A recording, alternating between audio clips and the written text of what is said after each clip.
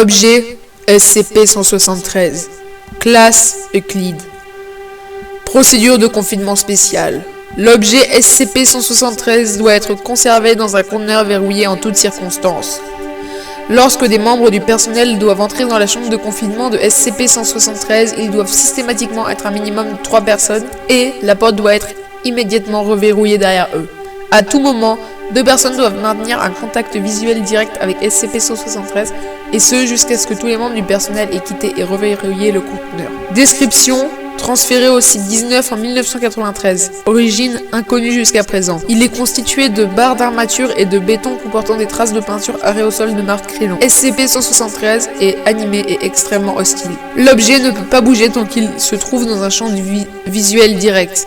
Il est impératif que le contact visuel avec SCP-173 ne soit pas interrompu. Les membres du personnel assignés à entrer dans le conteneur sont chargés de s'alerter mutuellement avant de cligner des yeux. L'objet attaque en brisant le cou de la victime à la base du crâne ou par strangulation. Dans le cas d'une attaque, le personnel doit respecter les procédures de confinement de classe 4 concernant les objets dangereux. Le personnel a rapporté avoir entendu des bruits de grattement provenant de l'intérieur du conteneur lorsque personne n'est présent à l'intérieur. Ceci est considéré comme normal et toute modification de ce comportement doit être signalée au superviseur en service. La substance brun rougeâtre sur le sol est une combinaison de matière fécale et de sang. L'origine de ces substances est inconnue. La salle doit être nettoyée selon une fréquence bi-hebdomadaire. SCP-173, classe Euclide.